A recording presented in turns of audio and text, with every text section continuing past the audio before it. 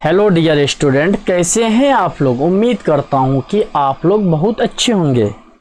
तो आज की इस वीडियो में सीखेंगे क्लास 10th की गणित यानी पहला चैप्टर वास्तविक संख्या। आप लोगों को पता है एग्जाम आपका बहुत नज़दीक है और ये ऑब्जेक्टिव जो होता है एग्जाम के लिए बहुत ही प्लस पॉइंट होता है। और आप ऑब्जेक्टिव को हल नहीं कर पाएंगे तो आपका एग्जाम में अच्छा स्कोर नहीं हो पाएगा नंबर का। इस वीडियो को स्टार्ट करते हैं। क्वेश्चन नंबर 1 है 0 और 50 के बीच विषम संख्याओं की संख्या ज्ञात करें। विषम संख्या की संख्या ज्ञात करें।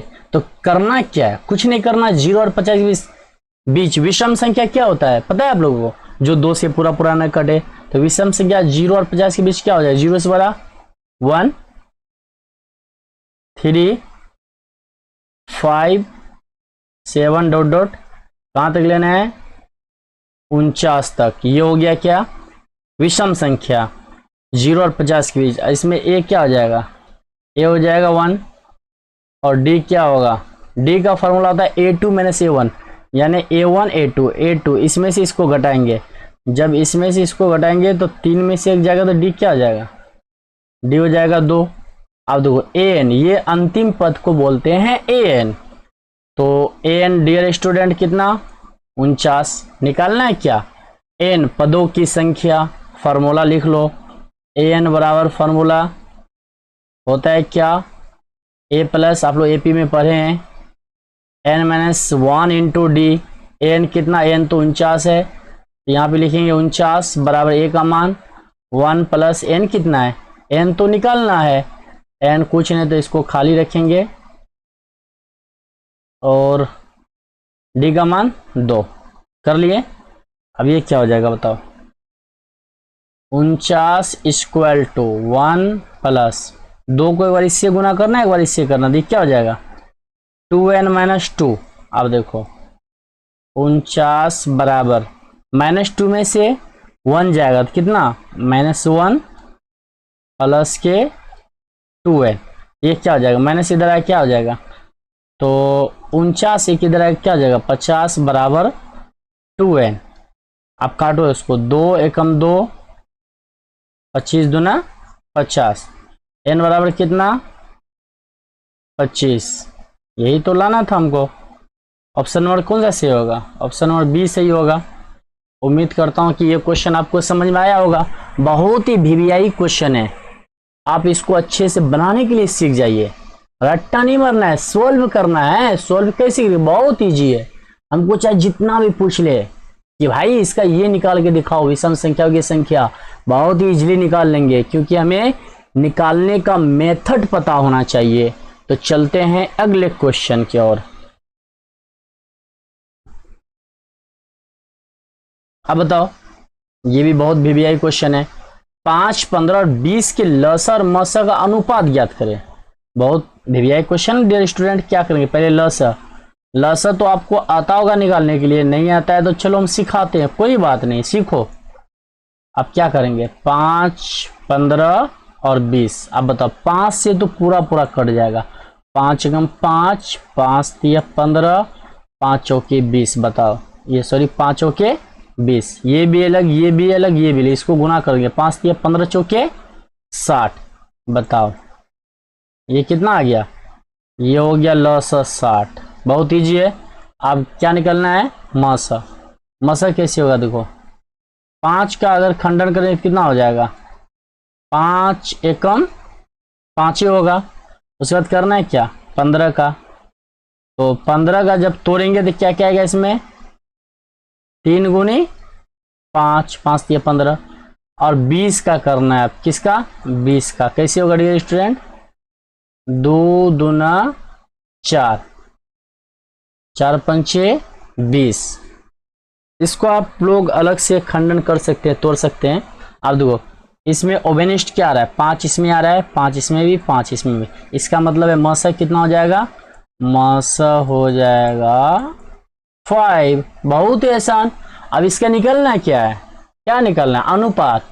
जानते हो अनुपात क्या होगा, पहले लसा पूछा ना, तो क्या करना है यहाँ कर देना है लसा बट्टे में मसा। अब तो लसा कितना निकला था लसा आप कहोगे सर 60 निकला, 60 लिख देंगे। मसा कितना 5 ना, 5 लिखो, 5 कम 5, अब 12 पंचे 60। बताइए क्या हो जाएगा अनुपात, 12:1। ऑप्शन किस में होगा बताओ डियर स्टूडेंट, ये डी नंबर होगा ना।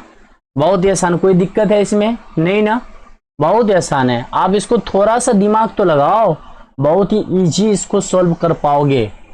ये कोई भी क्वेश्चन भाष्ट नहीं होता है, बड़ा नहीं होता है, हमें मेहनत की जरूरत होती है। चलिए आप देखो कर है क्वेश्चन नंबर 3 में निम्न में कौन अपरिमेय नहीं है। ये नेगेटिव क्वेश्चन है, अपरिमेय नहीं है, इसका मतलब पूछ रहा है कि इसमें कौन परिमेय, दिमाग में सेट कर लो। और कहेगा निम्न में कौन अपरिमेय नहीं है, तो पूछ क्या रहा है कि निम्न में कौन परिमेय है, तो बताओ ये रूट क्या है अपरिमेय, रूट 24 भी अपरिमेय, रूट 35 भी अपरिमेय, लेकिन ये क्या होगा 1 से 21, यही तो है परिमेय संख्या, इसका वर्गमूल 11 हो जाएगा, वही तो है। ऑप्शन नंबर डी हो जाएगा, निम्न में कौन अपरिमेय नहीं है, तो भाई ये अपरिमेय नहीं, ये परिमेय है। अब देखो A18 का लस, दो संख्या A और 18 का लस 36 और मस है इतना है, तो A का मान ज्ञात करें। बहुत ही आसान से इसको कर लेंगे, नहीं कर पाओगे, बहुत आसान बोलो सर ये तो हम भी कर लेंगे। चलो सीख लो, अगर नहीं होता है तो सीखो इसको। कैसे सीखना है, A × 18 बराबर लस और मस कितना, पहली संख्या तो हो गया A और 18 हो गया, लस आप देखो 36, ये अगर इस तरह रहे तो इसको क्या करना है, 36 दिया है ना, यहाँ देखो 36, तो लिख लेंगे 36 गुना में कितना 2। आप देखो दिमाग 18 कम 18, 18 दूना 36, आया कितना, आया 2 गुना 2 बराबर कितना 4। तो ए तो पूछ रहा था ना, ए का मान कितना हो जाएगा 4। अब बोले सर इतना शॉर्टकट क्यों, ऑब्जेक्टिव तो शॉर्टकट बनाना है ना, शॉर्टकट बनाना है, इसको कैसे बनाना है, दिमाग लगा। A × 18 बराबर 36 गुना में 2, 18 18 18 दो ना 36, गुना में इधर के भाग हो जाएगा ना, दोनों गुना करने 4 आ जाएगा। ऑप्शन नंबर सी के साथ चलेंगे हम लोग। चलिए चलते हैं अगले क्वेश्चन की ओर। क्वेश्चन नंबर 5 क्या कह रहा है, 5 कह रहा है पी तथा क्यों दो आभास संख्या है तो उनका मस है। तो आभास संख्या वैसी संख्या जिसका अपवर्तक केवल 2 हो और जिसमें एक सुई हो, उसे आभास संख्या कहते हैं। आभास संख्या क्या होगा डियर स्टूडेंट, 3 होगा, 5 होगा, 7 होगा, उसके बाद बताओ 11 हो जाएगा, 13 हो जाएगा, ये सब तो आभास है। इनका माशा हमेशा क्या होगा 1 होगा। क्या होगा, पी तथा क्यों दो आभास संख्याओं तथा उनका मौसा क्या है 1 ही होगा, क्योंकि इसमें इसको अगर तोड़ेंगे ना तो सब में तो 1 ही आएगा। 5 एकम 5, तो इसका मौसा कितना हो जाएगा 1 हो जाएगा। बहुत आसान है, ओ सॉरी डी नंबर हो जाएगा 1 हो जाएगा। चलिए चलते हैं अगले क्वेश्चन की ओर। 6 में सबसे छोटी आभास संख्या और सबसे छोटी आभास संख्या का गुणनफल है। अब बताओ सबसे छोटी आभास संख्या क्या होता है, सबसे छोटी बोलोगे सर सबसे छोटी आभास संख्या कितना होता है, सबसे छोटी आभास संख्या होता है 2, और सबसे छोटी आभास संख्या बोलोगे सर सबसे छोटी आभास संख्या कितना होता है 4 होता है। आप सबको पता है, नहीं है तो सीख लो।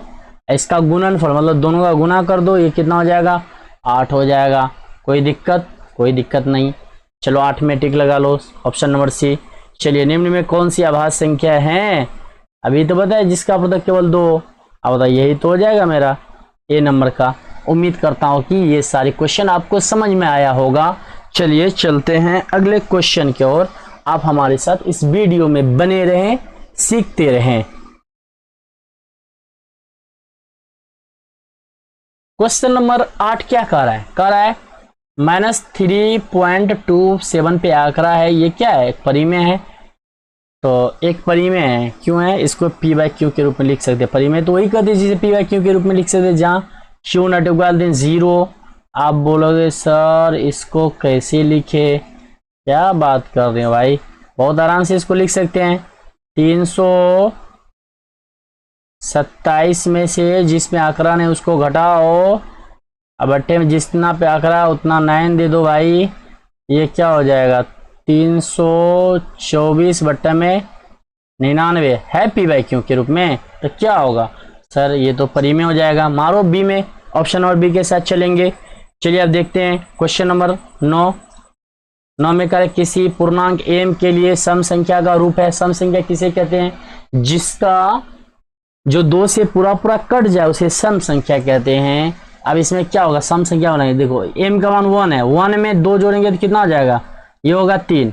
अब ये देखो इसमें भी दिमाग लगाओ, 2 में m से उड़ाएंगे 2 प्लस 1, ये भी 3 विषम संख्या। अब तो इसको देखो d नंबर, d में 2 में से 1 जाएगा 1, ये भी विषम संख्या।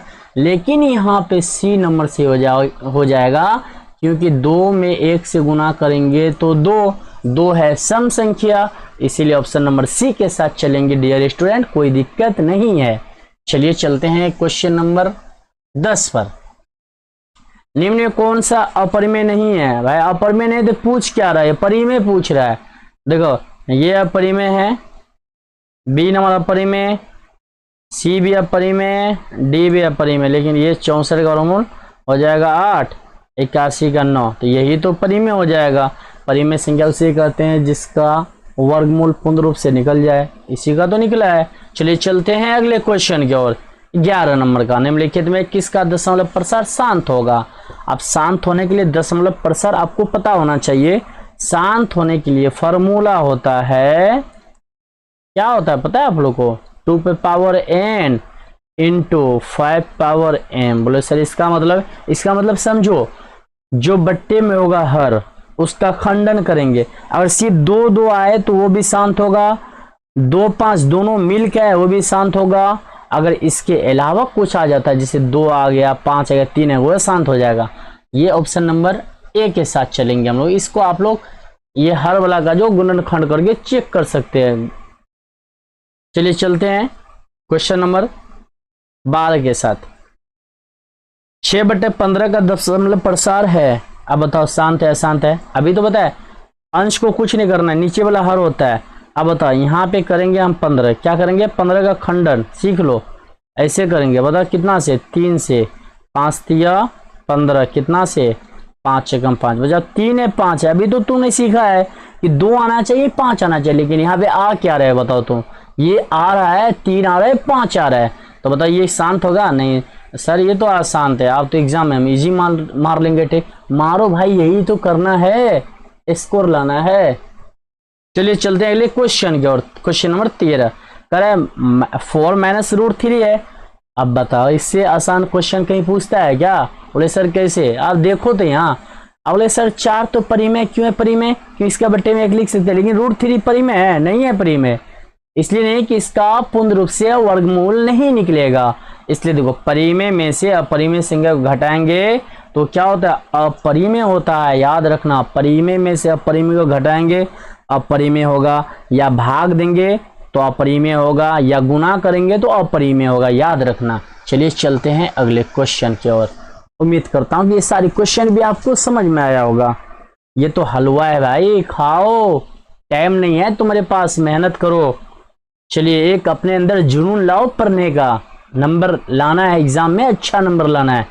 चलिए क्वेश्चन नंबर 14 को देखते हैं। निम्नलिखित में कौन अपरिमेय संख्या है? निम्नलिखित में कौन अपरिमेय संख्या? बताओ। ये परिमेय हो जाएगा क्योंकि इसका वर्गमूल निकल जाएगा, तो ये गलत हो जाएगा। इसका भी निकलेगा, 1 क्या 1, 81 का 9। अब बताओ इसका नहीं निकलेगा, ये अपरिमेय है, ये भी परिमेय है, ये भी नहीं होगा। ऑप्शन नंबर सी के साथ हम लोग चलेंगे। चलिए चलते हैं अगले क्वेश्चन की ओर। निम्नलिखित में कौन आभास संख्या है? भाई वही पूछ दिया, आभास संख्या उसे कर दे जिसका अपवर्तक केवल 2। 6 का निकालेंगे अपवर्तक तो हो जाएगा 2 से अधिक, 9 का भी 2 से अधिक, 15 का भी 2 से अधिक, लेकिन ये 11 है जिसका अपवर्तक केवल 2 होगा। अपवर्तक समझ रहे हो किसे कहते हैं? यानी खंडन करेंगे। देखो भाई अगर 9 का खंडन करेंगे देखो कितना आ जाएगा, 3 तिया 9, 3 एकम 3। बताओ 1 2 3, 3 तो आ गया, लेकिन 2 आना चाहिए।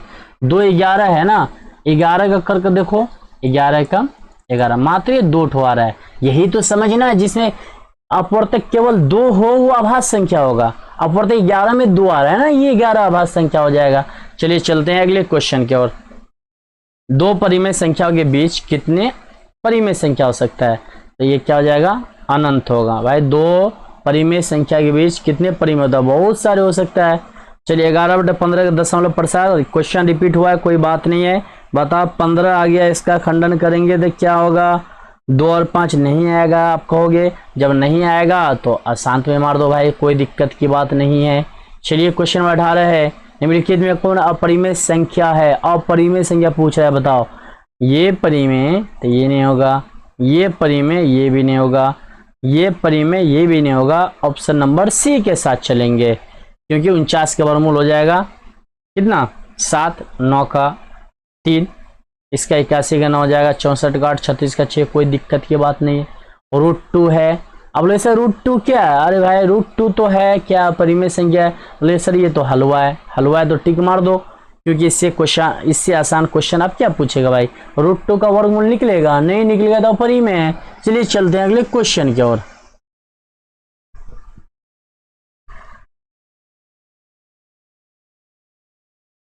क्वेश्चन नंबर 20 को देखो, 2 या 2 से अधिक आभास संख्या का मास होगा। फिर वही पूछा, 2 या 2 से अधिक आभास संख्या। आभास संख्या चाहे जितना पूछ दे कि 10 आभास संख्या का मौसा होगा, 3 आभास संख्या का मौसा होगा, बिला झिझक आप किस में टिक मारोगे? 1 में मार के आ जाना, ये रजाउल सर का दावा है। चलिए चलते हैं अगले क्वेश्चन का। और क्वेश्चन नंबर 21, निम्नलिखित में कौन परिमेय संख्या है? अब बताओ। ये अपरिमेय है, सी भी अपरिमेय है, लेकिन ये क्या आ जाएगा? ये ऑप्शन और बी के साथ चलेंगे, परिमेय संख्या। आप देखो क्वेश्चन नंबर 22, 2 क्रमिक सम संख्याओं का एचसीएफ होगा, तो 2 क्रमिक सम संख्याओं का एचसीएफ कितना हो जाएगा? 2 हो जाएगा। इस सबको आप दिमाग में बैठा लेंगे। चलिए चलते अगले क्वेश्चन की ओर। किसी धनात्मक पूर्णांक ए तथा बी के लिए ए बी का मस गुना ए बी का लस निम्न में से किसके बराबर है? चलो ये तो हम लोग मैथ में पढ़े हैं कि ये क्या हो जाएगा? ए गुना बी हो जाएगा। बहुत ही आसान है, इसको आप समझ लेंगे।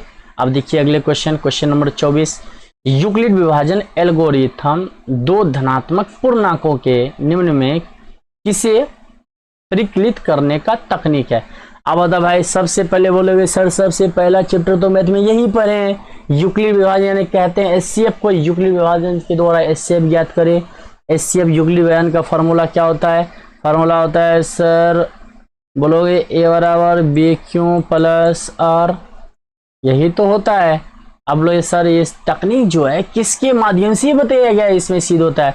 आप बोलोगे सर ये तो बहुत आसान है। आसान है, क्या हो जाएगा बताओ? ऑप्शन नंबर बी हो जाएगा, बहुत ही आसान है। चलिए चलते हैं अगले क्वेश्चन की ओर।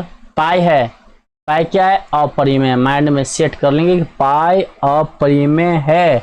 चलिए देखते हैं अगले क्वेश्चन नंबर 26, निम्नलिखित में कौन अपरिमेय संख्या नहीं है? निम्नलिखित में कौन अपरिमेय संख्या नहीं है? इसमें देखो, इसमें सारा के सारे क्या दिया? अपरिमेय संख्या दे दिया। इस क्वेश्चन में ये परिमेय संख्या दिया ही नहीं है, इसलिए इसको हम पेंडिंग में रखे हैं।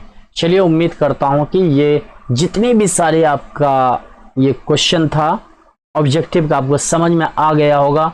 अगर ये वीडियो आपको थोड़ा सा भी हेल्पफुल लगे तो चैनल को सब्सक्राइब कर दें, वीडियो को लाइक करें और अपने दोस्तों के साथ शेयर जरूर करें।